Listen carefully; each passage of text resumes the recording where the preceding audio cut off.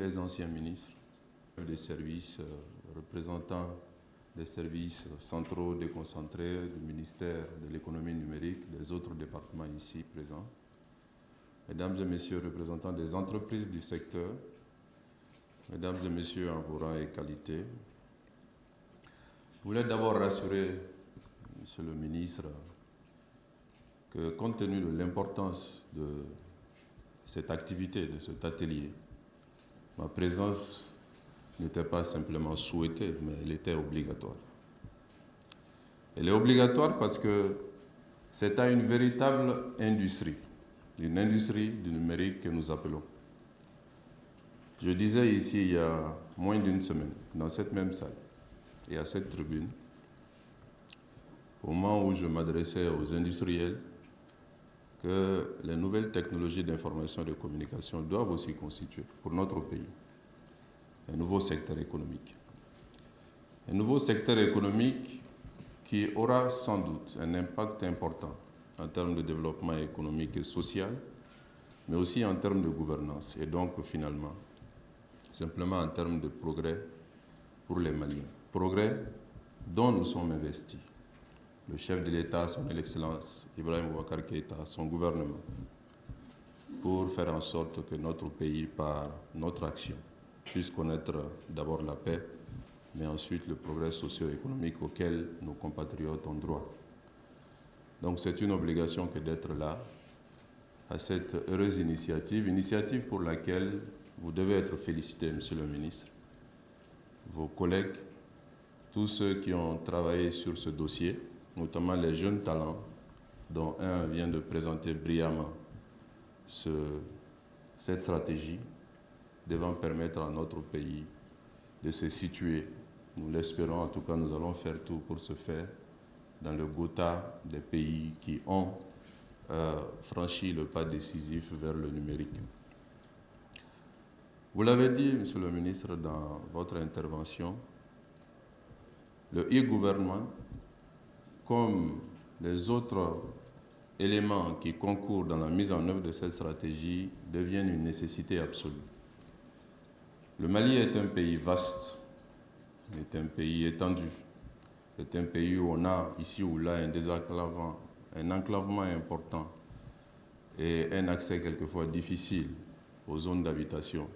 Les nouvelles technologies permettent d'abolir le temps et de dépasser la distance. En cela, elles doivent être non seulement soutenues, mais elles doivent être promues pour nous permettre de gagner là où nous avons des handicaps importants. Au niveau du gouvernement, il y a des pas qui ont déjà été posés. Vous vous rappelez sans doute il y a un mois, vous avez participé à un exercice de vidéoconférence au niveau de la cité administrative de Bamako, qui a vu la primature, mais aussi l'ensemble des 11 bâtiments de cette cité connectés, et tous les ministres, avec le Premier ministre, converser comme si on était autour d'une même table. C'est une initiative qui est précurseur d'autres initiatives, puisque nous sommes en train de faire en sorte que les administrations centrales dans la ville de Bamako, mais aussi les administrations à l'intérieur du pays, puissent être dotées de capacités, d'outils, à mesure de pouvoir tenir des réunions de ce type sans forcément quitter son bureau. Et à terme, nous allons avoir la possibilité pour un service central de Bamako ou un ministère de faire une réunion avec l'ensemble des services déconcentrés de son secteur et donc de gagner énormément de temps, mais pas seulement du temps, mais de gagner ou d'économiser énormément de ressources. Puisque si on a la possibilité de tenir des réunions à des centaines de kilomètres de distance, cela veut dire non nécessité de déplacement, moins de missions, moins de frais de mission, moins de risques en termes d'accidents et autres, et donc beaucoup d'économies de ressources employées, de ressources qui pourront l'être ailleurs. Cela est une illustration précise de ce que ce domaine est susceptible de nous apporter s'il est soutenu, s'il est promu et s'il est accompagné. Soutien, promotion et accompagnement qui ne feront pas défaut. Le chef de l'État l'a instruit, le gouvernement est en train de mettre en œuvre Cette stratégie que vous allez déterminer ici, elle sera mise en œuvre. Et elle sera mise en œuvre complètement. Dans la présentation qui a été faite de la stratégie, j'ai retenu 2 chiffres. Je suis un comptable, j'aime bien les chiffres. J'ai vu que nous sommes à 0,16 et nous devons passer à 0,30. Pour moi, ce sont les 2 informations les plus importantes de la matinée. Et donc, je vous demande de faire en sorte qu'on balise suffisamment toutes les actions à mettre en œuvre pour passer de 0,16 à 0,30 et que nous déterminons nos objectifs année après année. Nous commençons en 2015, à quel niveau nous devons être en 2016, en 2017 et ainsi de suite. C'est à cette condition que nous arriverons à atteindre le résultat que nous nous fixons. Et j'ai remarqué aussi que le 0,30, c'est à peu près le chiffre du Rwanda, c'est à peu près le résultat du Rwanda. Le Rwanda est légèrement au-dessus. Ça montre bien l'ampleur du défi, parce que ce pays, comme on l'a dit, a pris beaucoup d'avance, mais ce n'est pas au-dessus de nos forces. Et compte tenu de l'impact que cela est susceptible d'avoir pour notre pays, ce n'est pas au-dessus de nos forces.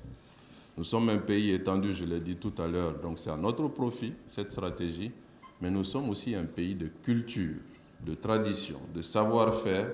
Donc en termes de capacité de production de contenu et de contenu à rendre accessible ailleurs pour faire en sorte que le Mali contribue à ce monde du numérique, cela aussi est une nécessité et une opportunité pour le Mali. Donc nous pourrons être des producteurs de contenu à terme et le développement de ces technologies n'en seront que bénéfiques pour le Mali. Donc avec beaucoup d'encouragement, je n'ai pas de doute que les compétences dans cette salle permettront de déterminer tout ce qu'il y a lieu de faire en termes de stratégie, d'outils, de financement innovant, nous permettant d'engager cette stratégie et d'arriver au résultat le plus rapidement possible. C'est donc sur ces mots de construction, ces mots d'encouragement, que j'ai le plaisir et l'honneur de lancer les travaux de l'atelier de validation de la stratégie Mali numérique 2020. Merci.